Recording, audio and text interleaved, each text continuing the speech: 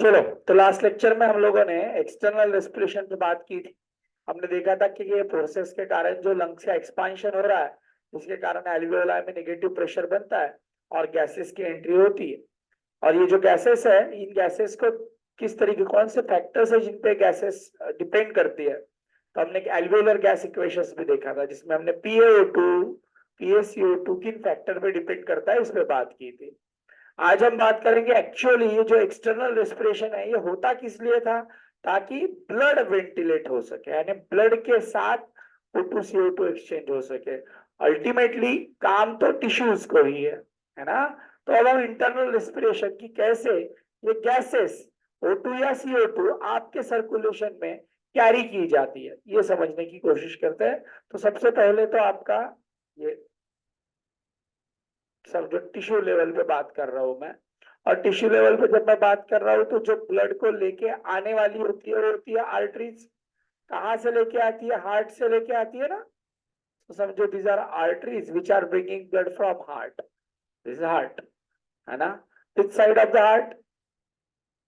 Left side of the heart.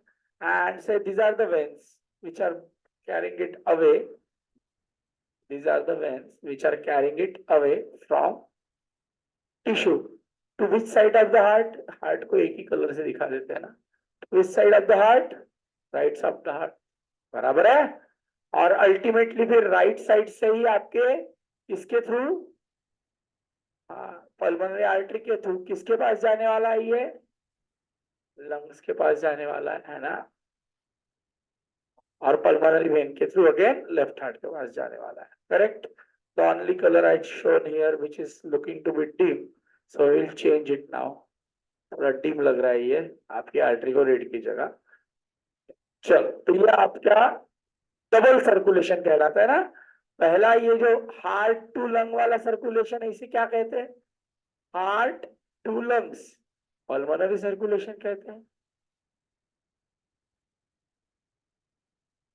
और heart to tissue वाले circulation को क्या कहते हैं? सिस्टेमिक सर्कुलेशन कहते हैं, है ना। यहाँ ये कैपिलरीज बनेगी, यहाँ ये टिश्यूज के पास कैपिलरीज बनेगी ना एक्सचेंज के लिए। बराबर है। तो इस तरीके से सर्कुलेशन आपका चल रहा है। अब यह इस सर्कुलेशन में यानी इन कैपिलरीज में, यानी यहाँ ब्लड में आपके आरबीसीज भी है। आरबीसीज डम्बल शेप्ड आरबीसी, मोटोकुलर डम्बल। यहाँ आपके आरबीसीज भी है ना, which are there for exchange. Actually RBC के साथ ही सारा खेल होने वाला है। चलो समझते हैं। आपने जो वैल्यूज देखी थी लास्ट लेक्चर में, आपने वेनस ब्लड की और आर्टेरियल ब्लड की, है ना, गैसेस की वैल्यूज देखी थी, पार्शियल प्रेशर्स देखे थे। So tell me what is partial pressure of oxygen when it comes to arterial side? क्या है ऑक्सीजन का पार्शियल प्रेशर? अरे यार, इज देयर सम प्रॉब्लम और व्हाट? होल्ड फॉर पॉज कर, पॉज।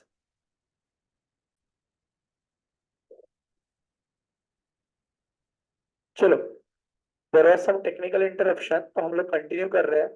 कि देखिए यहाँ पर आपने देखा कि डबल सर्किट ह्यूमन में होता है। एक है पल्मोनरी सर्कुलेशन और एक है सिस्टेमिक सर्कुलेशन।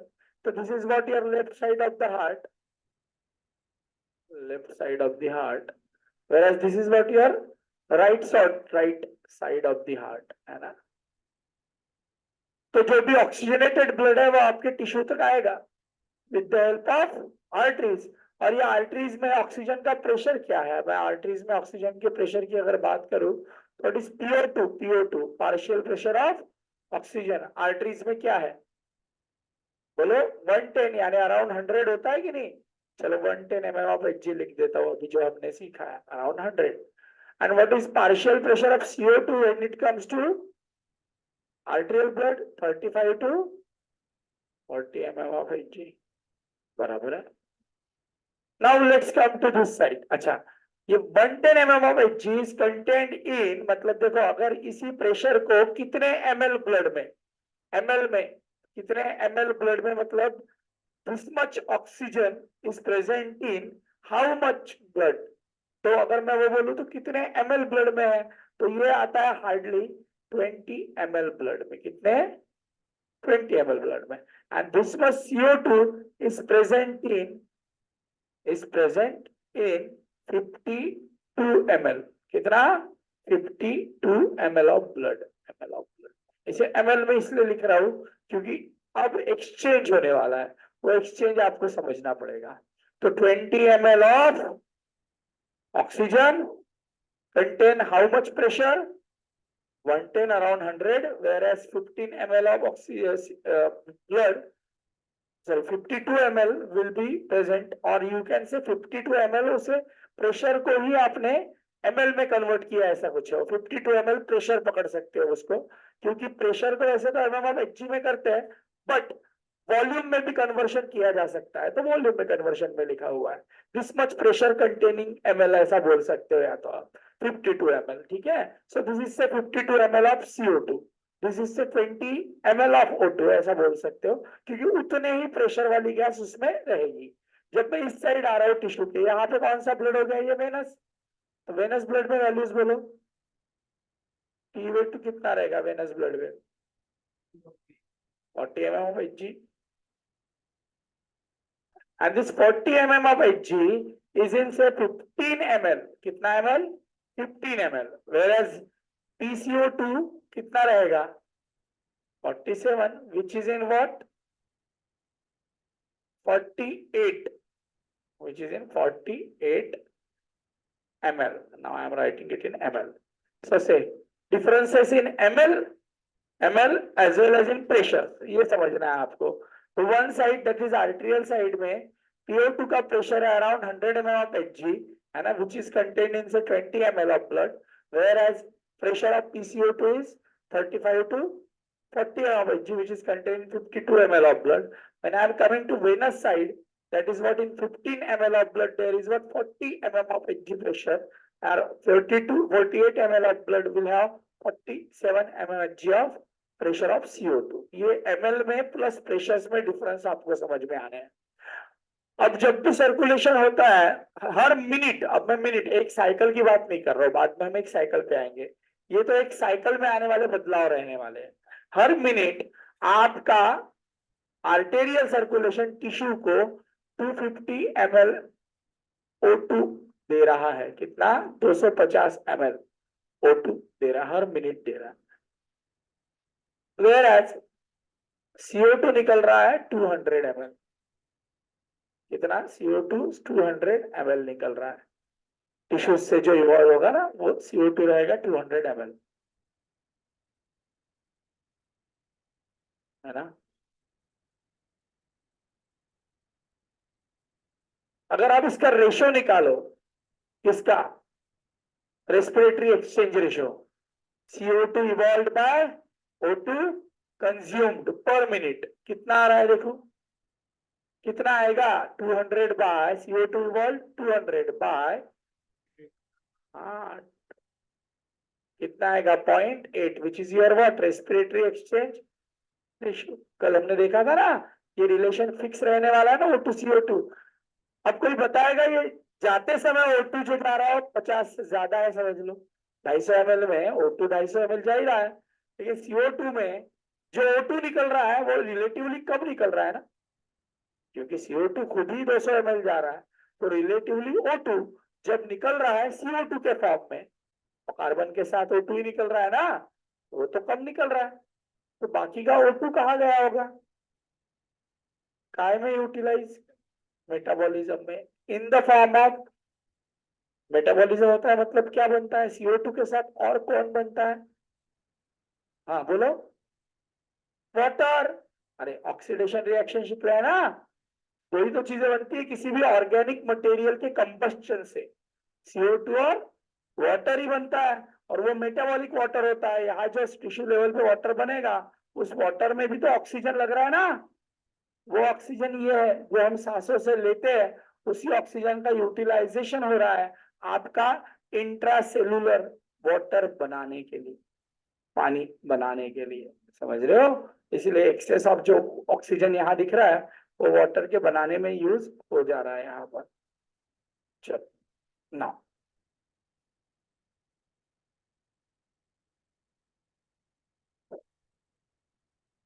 तो ये एक्सेस ऑफ वाटर जो भी आएगा, सॉरी एक्सेस ऑफ ऑक्सीजन जो भी आएगा वो मेटाबॉलिक वाटर बोलते हैं इसे, मेटाबॉलिक वाटर बनाने में यूटिलाइज हो जा रहा है। अब इसे पर साइकिल समझने की कोशिश करते हैं। देखो यहां से जब ऑक्सीजन आ रहा है तो कितने ml में 110 mm ऑफ Hg है, कितना है 20 ml containing 110 mm of Hg pressure, but when it comes to venous side it is 15 ml containing 40 mm of Hg। So ml difference के हिसाब से कितना ऑक्सीजन कंज्यूम हुआ, 5 ml ऑक्सीजन कंज्यूम हुआ ना ml, तो ऑक्सीजन 5 ml कंज्यूम हुआ, 5 ml oxygen consume हुआ। CO2 कितने ml में है, 52 ml में, 35 to 40 mm ऑफ Hg, बल्कि इधर आ रहे हो तो कितने ml में, 48 में। कितना CO2 इवॉल्व हुआ, बाहर गया 4 ml, 4 ml CO2 इवॉल्व हुआ, इवॉल्व हुआ और 5 ml O2 कंज्यूम हुआ। अगर इसका रेशो निकालो अगेन 4/5, कितना आएगा ratio 4/5, point,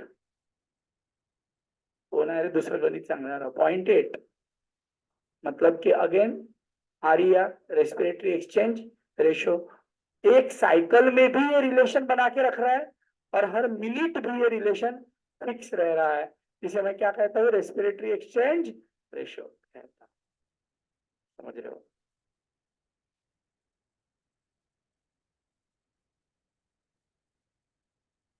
this is what respiratory exchange ratio.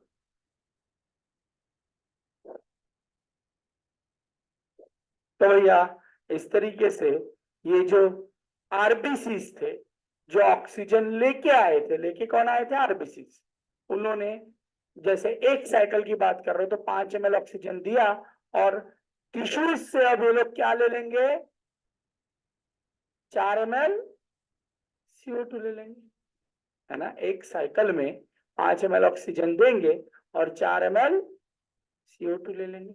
अब मुझे यही देखना है कि ये CO2 कैसे कैरी होता है विथ आरबीसीज टू लंग्स, क्योंकि ये CO2 जाना एक्चुअली कहाँ चाहिए, लंग्स में, ताकि लंग्स में एल्वियोलाई के साथ एक्सचेंज होकर बाहर निकल सके और वापस मेरे आरबीसी ऑक्सीजन लेके आ सके आर्टेरियल ब्लड से, है ना। तो अब ऑक्सीजन तो दे दिया, अब CO2 कैसे लेके जाता है उसके ऊपर हम लोग बात करने वाले। जब बात आती है CO2 लेके जाने की, तो अब अभी आपका आरबीसी थोड़ा बहुत उसके बारे में पता होना चाहिए। ये जो प्यारा सा डम्बेल शेप्ड आरबीसी होता है ना, इस आरबीसी में हीमोग्लोबिन है, क्या है, हीमोग्लोबिन है। Most of the haemoglobin, around 2/3 of the haemoglobin कहाँ होता है, पेरीफेरी में कि सेंटर में, बोलो कहाँ होता है, पेरीफेरी। ये आपने कब सीखा था, जब हम मेटोलॉजी सिखा रहे थे, तो ये मोस्ट ऑफ द हीमोग्लोबिन तो पेरीफेरी में होता है। तो ये हीमोग्लोबिन कंटेनिंग आरबीसी है आपका।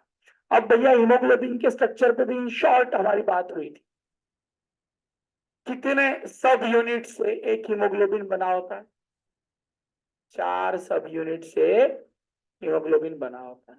ये 4 सब यूनिट यानी किसके होते हैं, फेरस Fe2+ होता है ना, फेरस के 4 सब यूनिट होते हैं कि नहीं, Fe2+, 4 सब यूनिट है कि नहीं। और इसमें पायरल, एक्चुअली ये मैं ऐसे स्कीमेटिक ड्रॉ कर रहा हूँ, वरना ये 4 सब यूनिट ऐसे सेपरेटली ऐसे होते हैं, से पतंग के जैसे 4 सब यूनिट में अगर ड्रॉ कर रहा हूँ, यहाँ Fe2+ होते हैं, बीच में Fe2+ होते हैं, Fe2+, Fe2+, और कॉर्नर में पायरॉल रिंग अटैच्ड होती है। कॉर्नर में क्या होती है, पायरॉल रिंग कहते हैं, जो इसके कॉर्नर्स में अटैच्ड होती है। और हर सब यूनिट को एक ग्लोबिन चेन लगी होती है, हर सब यूनिट को एक ग्लोबिन चेन लगी रहती है, और साथ में हर सब यूनिट को ऑक्सीजन भी अटैच रहता है ना, एक ऑक्सीजन मॉलिक्यूल भी अटैच रहता है, इसलिए इसे हीमोग्लोबिन कहते हैं, क्योंकि 4 हीम और ग्लोबिन। तो अब यहाँ पर समझो ये 4 हीम है और यहाँ पर ये ग्लोबिन चेन एक मैं दिखा रहा हूँ, एक दिखा रहा हूँ मतलब ये चारों चेन से बनी हुई है, तो हीमोग्लोबिन ऐसे स्कीमेटिक के लिए। तो अब ये मेरे आरबीसी के अंदर में यही वाला हीमोग्लोबिन है, और इसे एक अमाइनो ग्रुप अटैच होता है। अमाइनो ग्रुप का मतलब होता है NH2, अमाइनो ग्रुप अटैच होता है। सो हीमोग्लोबिन बेसिकली 4 हीम के सब unit with globulin chain and with amino group. This will be what your hemoglobin. अब ये जो बेसिकली हीमोग्लोबिन जो मैं बोल रहा हूँ, इसका फंक्शन सिर्फ ऑक्सीजन को लेके जाना या लेके आना ही नहीं होता, इसके बॉडी में अदर भी फंक्शंस होते हैं। हीमोग्लोबिन प्रोटीन है ना, हीमोग्लोबिन प्रोटीन है कि नहीं है? तो भैया हीमोग्लोबिन प्रोटीन है, और प्रोटीन का one of the important function in your body is to act as a buffer, it's to act as a buffer to prevent any change in pH. Blood pH को maintain करने का काम, उसको बदलाव से रोकने का काम आपके प्रोटीन करते हैं, आपके प्रोटीन करते हैं, क्योंकि प्रोटीन में होते हैं अमाइनो एसिड्स, और amino acids are negatively charged, amino acids are negatively charged. तो प्रोटीन नेगेटिवली चार्ज होते हैं कि नहीं होते हैं? Proteins are negatively charge amino acids के कारण ना। वैसे ये हीमोग्लोबिन जो होता है, इस हीमोग्लोबिन के ऊपर भी, इस हीमोग्लोबिन के ऊपर भी अमाइनो एसिड्स रहते हैं कॉल्ड हिस्टाडीन नाम के। The name of the amino acids are histidine. अब भैया यहाँ इन अमाइनो एसिड्स में निगेटिव चार्ज रहेगा, और ये निगेटिव चार्ज के कारण अगर ब्लड में कहीं पर भी एक्सेस H+ आ गए, यानी आपका ब्लड अगर एसिडिक होने लग गया, आपके ब्लड में कहीं पे भी एक्सेस H+ आयन आ गए, तो ये अपने साथ उसे जोड़ लेते हैं, अपने ऊपर उसे बिठा लेते हैं, यानी ब्लड को एसिडिक होने देते नहीं, बफर का काम करते हैं। When there will be what more acidic nature of the blood, H+ ion बढ़ गए, तो उस H+ आयन को अपने साथ एसोसिएट कर सकते हैं। कौन सारे प्रोटीन्स की बात कर रहा हूँ, and haemoglobin is one of the large protein ना। तो ये हमें पता होना चाहिए कि ये भी खुद बफर की तरह काम करता है, to prevent any change in pH, to prevent any change in pH. और अगर गलती से आपके ब्लड में H+ आयन कम हो गए, गलती से आपके ब्लड में H+ आयन कम हो गए, तो H+ आयन जो इसके साथ अटैच्ड है, वो H+ आयन डिसोशिएट करके ब्लड के पीएच को मेंटेन करने में मदद करेगा। या तो ये एसोसिएट करवा सकता है, या तो ये डिसोशिएट भी करवा सकता है, सो दैट ब्लड का पीएच नॉर्मल रहे। 7.4 जो ब्लड का पीएच है वो नॉर्मल रहे। तो भैया 7.4 जो ब्लड का पीएच है वो नॉर्मल रखने के लिए H+ आयन एसोसिएट होना या H+ आयन डिसोशिएट होना जरूरी होते हैं। So these are proteins which acts as a buffer, buffer की तरह काम करने वाले हैं, ब्लड के पीएच को बना के रखने के लिए काम करने वाले हैं। समझे?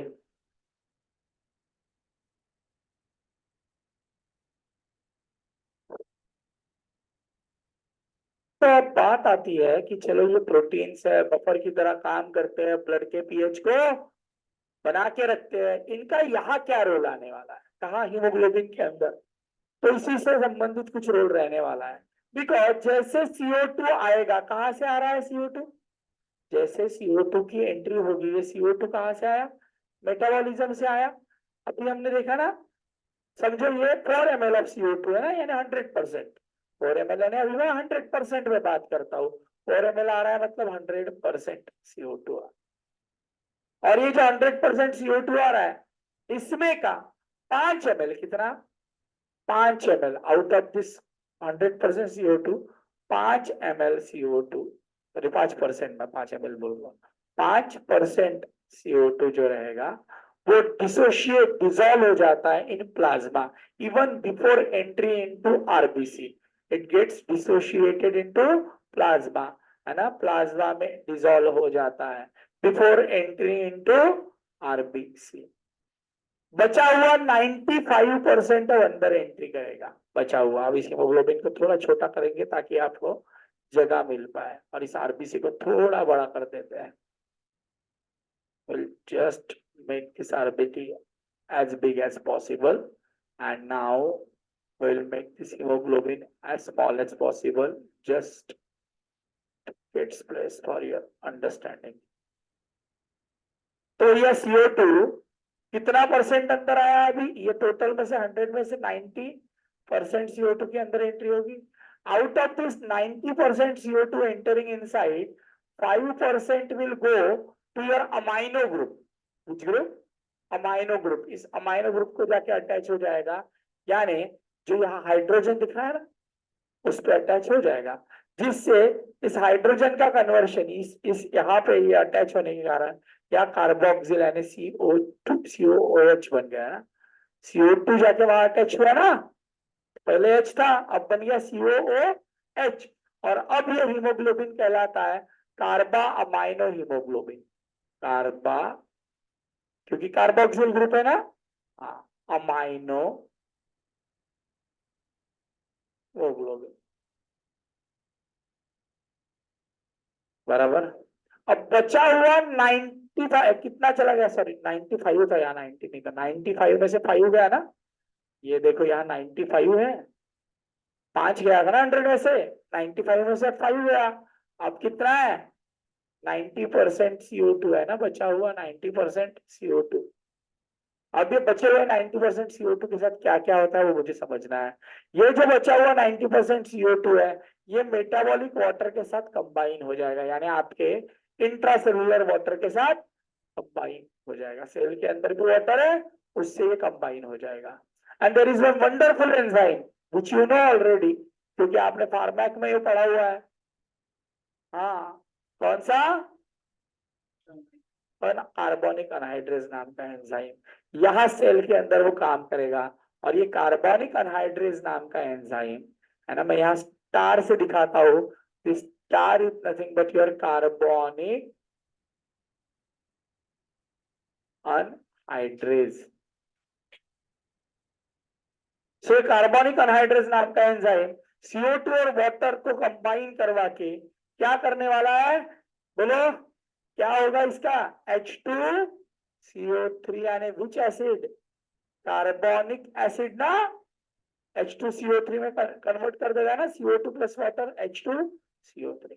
Again same enzyme will act here, again same enzyme, that is carbonic anhydrase, will act here to form HCO3 minus यानी bicarb ion plus H plus ion, to form HCO3 minus and H plus ion in the presence of same enzyme called carbonic anhydrase.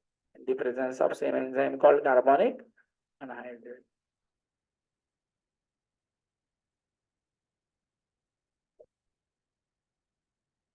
बराबर। अब यहाँ पर होते हैं आपके RBC में एक स्पेशल टाइप के चैनल्स या प्रोटीन्स, जिन्हें हम कहते हैं बैंड 3 प्रोटीन। क्या कहते हैं उसे हम?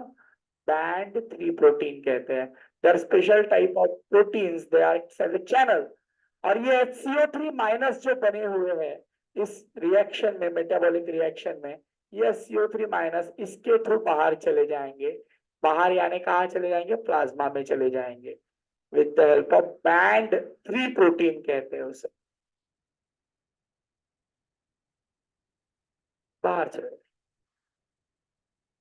और ये H प्लस आयन जो रहेंगे, ये H प्लस आयन जाके कहाँ बैठेंगे? क्योंकि अभी मैंने बताया था कि जहां पर भी H प्लस आयन मिले, आपका हीमोग्लोबिन बफर की तरह काम करेगा, उन H प्लस आयन को अपने ऊपर एसोसिएट कर लेगा। ये H प्लस आयन आके यहाँ बैठ जाएंगे, यानी हीमोग्लोबिन पे जुड़ जाएंगे ना, समझे? HCO3 बाहर निकल गया, but because of this metabolic reaction मेरे सेल में जो इलेक्ट्रिकल पोटेंशियल था, जो कि नॉर्मल उसका था, वो अब डिस्टर्ब होने लग गया, क्योंकि उसमें से HCO3 माइनस बाहर जा रहे हैं। Ionic equilibrium between plasma intercellular and intracellular fluid के बीच में जो आयोनिक इक्विलिब्रियम होना चाहिए, कि बायकार्ब वहां जहां होना चाहिए था वही होना चाहिए था, वो बाहर आ रहा है, निगेटिविटी बाहर आ रही है, बराबर है। सो क्या मेरे सेल को ये पसंद आना चाहिए? क्या आयोनिक डिस्टर्बेंसेस पसंद होने चाहिए? क्या मेरे सेल के अंदर से निगेटिव आयन बाहर जा रहा है ना, उसे अपना आयोनिक नेचर मेंटेन करना है। Cell or cell membrane will always try to maintain its resting membrane potential, ionic potential, equilibrium, ionic equilibrium at any cost. But here negative ions are going out. So in exchange, there will be entry of another negative ion inside the cell, and that is what chloride. कौन से ions की entry होगी? Chloride की entry अंदर हो जाएगी. किसके exchange में हुई? बाइकार्बायन के एक्सचेंज में, HCO3 माइनस के एक्सचेंज में एक नेगेटिव बाहर जाए तो इलेक्ट्रिकल जो पोटेंशियल है मेंटेन होने के लिए एक नेगेटिव अंदर आए. एक्सचेंज इस बैंड 3 प्रोटीन से, इस चैनल से ही होता है. अब देखो इस आरबीसी में आए हुए सारे बदलावों को समझने की कोशिश करते हैं. पहली चीज, अब मेरा RBC because of formation of H plus ion acidic हो गया, जो कि एसिडिक नहीं था. अब क्या हो गया? Specially when it comes to tissue and gets CO2, so venous RBC हो गया ना. अभी ये वेनस आरबीसी हो गया बिकॉज इसको CO2 मिल गया है. तो भैया ये अब एसिडिक हो गया.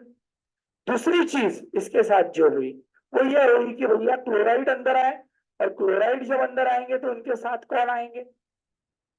सोडियम. क्लोराइड अंदर आएंगे तो सोडियम चैनल भी एक्टिवेट होकर अंदर सोडियम आना शुरू हो जाएंगे, और सोडियम अंदर आएगा तो अंदर और कौन आएगा? पीछे पानी. जो एक्स्ट्रा सेलुलर फ्लूइड है वो भी अंदर एंटर करेगा. तो क्लोराइड के पीछे सोडियम, सोडियम के पीछे पानी, इस चक्कर में चल पड़ा.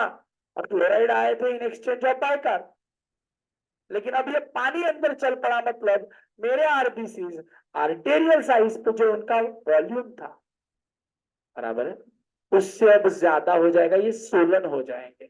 These RBCs will be Solan RBCs. ये साइज में बढ़ गए, वॉल्यूम में बढ़ गए, सोलन RBCs. और इसीलिए यही रीजन है कि हिमेटोक्रिट वैल्यू, हिमेटोक्रिट यानी HCT, एक सैंपल के अंदर आरबीसी का जो वॉल्यूम आप देखते हो, हिमेटोक्रिट देखते हो, बराबर है, हीमोग्लोबिन या आरबीसी कॉन्सेंट्रेशन देखते हो, वो hematocrit value, HCT value of venous blood is higher than that of arterial blood. Hematocrit value of venous blood is higher than that of arterial blood, because यहाँ पर आपको समझ में आ रहा है कि volume of RBC, venous RBC is higher, larger, बराबर, because of entry of water, ultimately water, swelling हो रहा है ना. और जब ये आरबीसी अब आ रहे थे, ये सोलन आरबीसी है नो डाउट, ये वेनस साइड में जा रहे हैं, ये लार्जर वॉल्यूम वाले हैं. जब ये आरबीसी टिश्यू की तरफ आ रहे थे, कहाँ आ रहे थे? टिश्यू की तरफ आ रहे थे. अगर प्रीवियस स्लाइड पे देखे तो जब ये आरबीसी टिश्यू की तरफ आ रहे थे तो इन्होंने टिश्यू को क्या, मतलब CO2 इनके पास पहले आया. पहले क्या आएगा? CO2. लेकिन CO2 के आने के बाद यहाँ पर आपकी जो जगह बनी, CO2 के आने के बाद आरबीसीज में हीमोग्लोबिन पे H प्लस आयन ने जगह ली है ना. तो CO2 के आने के बाद ली है, लेकिन CO2 के आने के जस्ट पहले यहाँ कौन अटैच था हीमोग्लोबिन के साथ? CO2 के पहले ये आर्टेरियल हीमोग्लोबिन है, इस पे कौन अटैच होगा? ऑक्सीजन. हर हीम सब यूनिट को एक ऑक्सीजन मॉलिक्यूल. तो CO2 के आने के पहले इसके पास ऑक्सीजन था, लेकिन जैसे CO2 आया H प्लस आयन बने और उन्होंने H प्लस आयन ने हीमोग्लोबिन को जगा ली, तो वो ऑक्सीजन को डिसोशिएट करके ली. किसे डिसोशिएट करके ली? समझ रहे हो? हीमोग्लोबिन से ऑक्सीजन डिस्प्लेस हो गया, डिसोशिएट हो गया, है ना. When there is rising concentration or amount of CO2 inside the RBC, O2 will start displacing or dissociating from RBC ना, so that this O2 can be given to tissues, बराबर है. तो जब हीमोग्लोबिन आपका आरबीसी टिश्यू लेवल पे आया तब उसके पास ऑक्सीजन थे, और जैसे CO2 की एंट्री आरबीसी में होने लगी, CO2 से ही H प्लस आयन बने और अल्टीमेटली O2 डिसोशिएट होकर टिश्यू की तरफ गया, ये O2 जाएगा टिश्यूज की तरफ, है ना. और आरबीसी पे जो हीमोग्लोबिन है उस पे H प्लस आयन ने जगह ले ली. Now this is happening in the presence of rising level of CO2. एक in the presence of rising level of CO2, rising level of H plus ion, that is acidic environment. Are you getting? What is happening? O2 is getting displaced, dissociated, or I can say unloaded, and there is loading of H plus ion. Are you getting? And this effect is called as this effect of unloading of oxygen. Anyone of you? Unloading of oxygen in the rising level of CO2 or rising nature of acidity, H plus ion, unloading of oxygen and loading of CO2. This effect is called as which effect? Bohr's effect. This effect is called as Bohr's effect. और ये कहाँ हो रहा है? Tissue level पे हो रहा है. This effect is called as Bohr's effect. And this is happening at which level? Tissue level. तो ये बोहर्स इफेक्ट है कि भैया जब भी आपके ब्लड में, जब भी आपके आरबीसीज में CO2 का बढ़ना या एसिडिक नेचर होना ब्लड का, ये कभी भी CO2 की लेवल बढ़ना या ब्लड का एसिडिक नेचर होना, ये कभी भी हीमोग्लोबिन को ऑक्सीजन के साथ एसोसिएट नहीं होने देंगे और ऑक्सीजन हमेशा डिसोशिएट होगा, हीमोग्लोबिन से जुदा होगा. So this is unloading of oxygen and loading of CO2 in the presence of rising level of CO2 or rising acidic environment, है ना, or acidity of blood. So this will cause what? Bohr's effect. ये समझ गए आपको what is Bohr's effect? चलो भैया, अब हम देखते हैं, एक छोटा सा ब्रेक लेंगे. ब्रेक के बाद देखेंगे कि भैया ये टिश्यू लेवल पे जो एक्सचेंज हुआ है, जिससे मेरा हीमोग्लोबिन अब क्या हो गया है? एसिडिक हो गया. मेरा आरबीसी अब क्या हो गया? सोलन हो गया. तो ये सोलन एसिडिक आरबीसी है ना, जिसकी हेमाटोक्रिट वैल्यू अब थोड़ी ज्यादा दिख रही है वेनस में, ये अब जाएगा कहां पर? एल्वियोलाई के पास, पल्मोनरी सर्कुलेशन में. ये तो सिस्टमिक सर्कुलेशन में देखा ना हमने. अब ये जाएगा पल्मोनरी सर्कुलेशन में. तो ब्रेक के बाद देखते हैं वहां क्या चेंजेस आने वाले हैं. ठीक है, सो दिस आउट.